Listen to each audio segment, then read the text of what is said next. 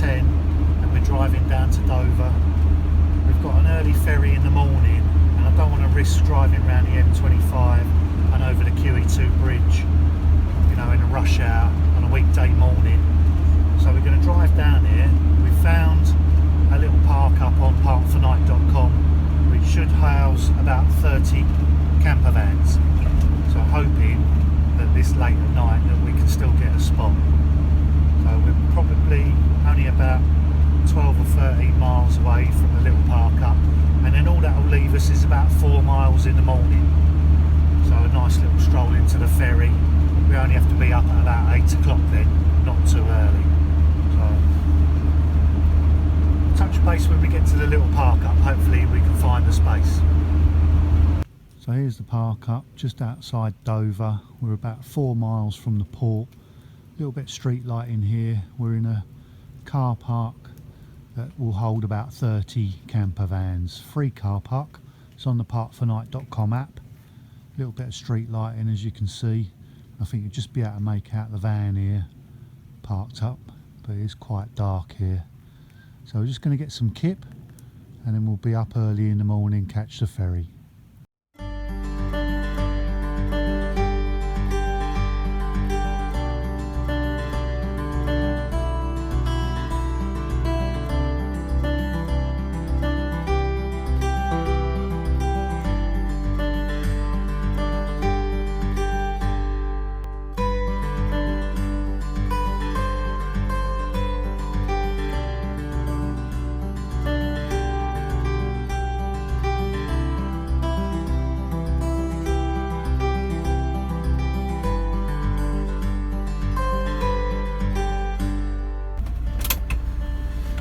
So here we are, lane 151, waiting to board the ferry.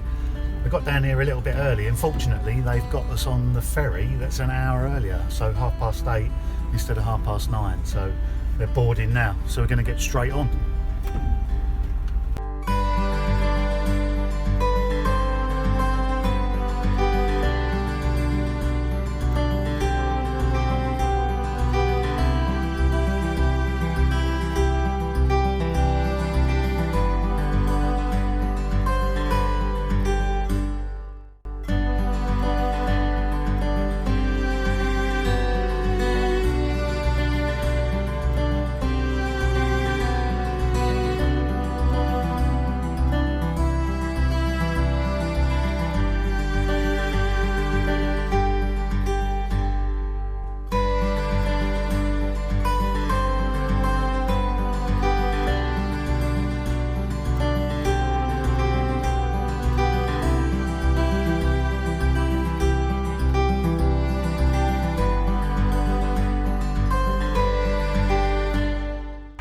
This is what's so good about Europe. We've literally just pulled off the ferry. We're still in Calais. We're at City Europe, and there's a service point right here. Empty your cassette, free drinking water. You know, we really need to learn in the UK. This is what we need to provide for people that are now, you know, this community of van life's getting so big. This is what we need. Our country needs to take, you know, some lessons from this, I think. So we're just leaving Calais and we're heading north up the coast a little bit to Dunkirk. And obviously Dunkirk was really famous during World War II, so it's one of those interesting places that we really wanted to check out. It's not far from Calais either. It's probably only about 40 minutes up the A16. So we're just heading up there now, maybe stop there for a bit of lunch and then have a wander around the town.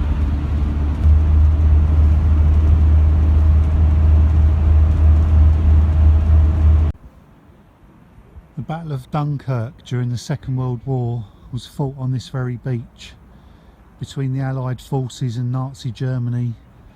It took part between May and June in 1940. There was something like 3,500 British troops were killed and over 13,000 were wounded on these beaches. Although the Battle of Dunkirk was a tactical advantage for Nazi Germany as they advanced across France, Operation Dynamo also saw the evacuation of Allied soldiers. 340,000 British, French and Belgian soldiers were evacuated from these beaches between the 26th of May and the 4th of June.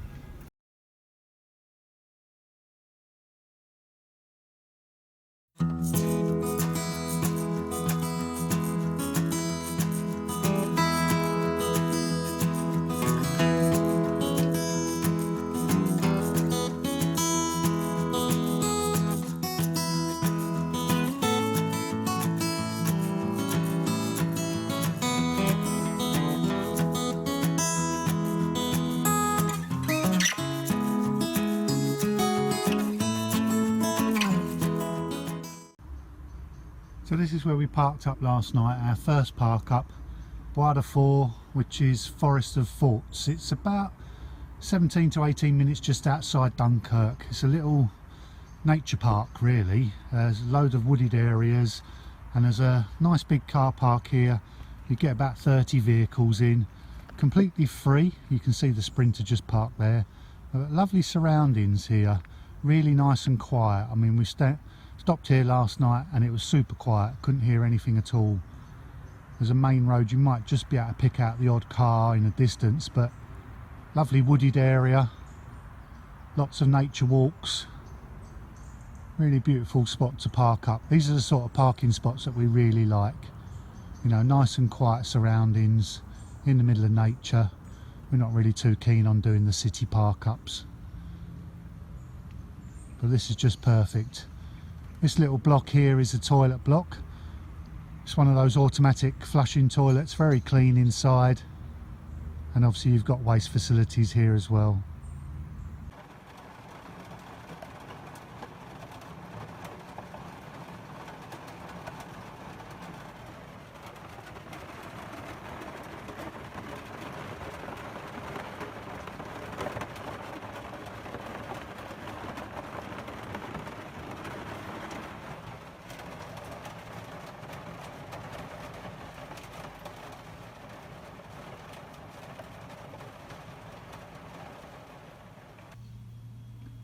So first night in France, parked up at this little campsite and we had just non-stop rain pretty much all afternoon and all night, and somewhere there's some water coming in through the roof. Now the only thing that's changed is the fan, so that's going to be the first thing I want to look at, but you can see here on the ceiling that dark patch is where that vinyl covered plywood has got really wet, and then there are a couple of little drips, one there, and overnight we heard it dripping, so I put this little container here to catch the drips, and this is how much water we had in through the roof of the van last night. So we've obviously got a considerable leak there. It was only when it was raining, nothing to do with condensation, but we're going to need to jump on that today and see if we can find out where it's coming from. So you know me, I like to be prepared. Thankfully I had the forethought to pack a plastic box in a garage full of some spares and bits and pieces. So we've got a socket set of screwdrivers, I've got a roll of mastic sealing strip, I've got some RV sealant, foil tape, Sika primer, my mastic gun, and some silicone squeegees. So pretty much everything I can think of that I'm going to need to repair any possible leaks. Now it's just a process of elimination, find out where it's coming from. So obviously the fan was the last thing that we changed, so that's going to be the obvious cause of the leak, you know, because nothing else was a problem before. Taken the frame off that surrounds the inside of the fan, and I can just see some signs of water ingress on this corner here. So we need to get up on the roof, have a look and see what's happening there, see if I can find out why that's coming in, and then I guess what's happening is it's tracking across the slope of the roof and coming out here, because there's a slight curve to this timber. So I guess the water's coming in there, running down to the door, and then that's where it's coming out obviously. We've just driven to the hypermarket, the Carrefour, just outside Dunkirk. That's where I'm going to take this fan off. I'm here only because if I do need anything, generally these hypermarkets have got everything that you could think of. So I'm going to have a look at it now. And I'll be honest, nothing too obvious apart from just on this corner maybe. It's just might gap under there, I don't know, but you know, I can see like a little dark patch there, and maybe possibly under this little bit here, I don't know. Water has a habit of getting into some of the smallest little cracks and that, and it wasn't a massive amount, but it was just enough, you know. So what I'll maybe do is I'm going to maybe just cut this back a little bit here and then run a new bead round there, just see if I can't improve that. And then the second thing I'm going to check, I'm actually going to take the fan off and just check that rubber seal between the fan and the deck, that there's nothing in there, because water can bounce on here, bounce back up, and maybe there might be a gap in that rubber seal perhaps, so I'm definitely going to check that. Right, so we've got the fan off, just undone those 4 screws, just taking that out. I just wanted to inspect this little rubber gasket that's round here, because I thought maybe the water could get in through here, because obviously the water can splash on this deck, splash back up, and there's a possibility for rain to fill this little trough here. But there's nothing wrong with that rubber gasket, and even if that little trough did fill up with water, it would just spill out back onto the roof. There's no way it could get inside, and if there was water getting through the screws that hold the fan down, we'd see that inside the van. It would be dripping inside the van, it wouldn't be running through the ceiling. So this little bit of mastic on the corner and this little screw here, I think this is the only weak spot. So I'm just going to clean this area up. I'm going to put a bit more silicone around there, and then we'll see how that goes. Okay, so I've refitted the fan. I've cleaned up this area around here with the Sika primer, just because it'll give it a good key. Obviously any dirt and grime that was on the roof, just want to get rid of that first, otherwise there's no point masticing on a dirty surface. And fortunately I had some of this RV sealant that we used previously. I brought that with us, so I'm just going to run a bead of that round on top of what's already there and then smooth that off. So there we go, I put a lot more mastic around that edge. Couldn't really see any major signs of where it was getting in, but if it was getting in on that corner, you know, and all the way along this edge, I put some additional mastic on that back corner as well. I think you might be able to hear it's still raining. It's been raining since about 5 o'clock this morning. I can hear it on the roof there. But the good news is there's nothing at this part of the fan. This section of ceiling that was damp is dried out. There's no signs of any drips. And the little container that we put out last night, just in case, has got nothing in it at all.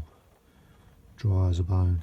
So with any luck, that little bit of masticing that we did yesterday has cured the problem.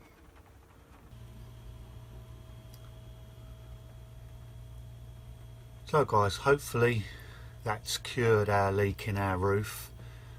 We've had rain constantly from about 5 o'clock this morning, early hours, till now it's probably about 10 o'clock. It's due to stop at midday, I believe, and it should hopefully brighten up this afternoon. But you know, not everything goes to plan, and there are going to be little problems along the way. You know, it's not always going to be sun-kissed beaches and sipping sangria. So, but these problems are resolvable. You know, they can be fixed. It's really not the end of the world. It's a problem at the time, but you can deal with it. And you just got to keep in your mind that there's a lot of other people that are a lot worse off than us. So we're just sort of north of Paris at the moment. We're by the River Somme. We're in a lovely little park up. We use the parkfornight.com app again, and we use the surrounded by nature symbol, which is the little tree symbol, and that puts you in the countryside. And we're in a little countryside park up. We're actually on an island surrounded by the River Somme and the canal next to us, and it's a beautiful area. So I'm hoping this afternoon, the weather's a little bit better, we can get out and take some video, because this is a great little park up for people who are sort of in northern central France. So I'm going to finish that video there. Hope that you're going to follow us on this journey. We're going to bring you the good and the bad, and and I really look forward to sharing it with you. So please do give this video a thumbs up if you've liked it. Don't forget to subscribe, because you won't want to miss the next videos on this epic trip. Thanks very much, guys. Cheers.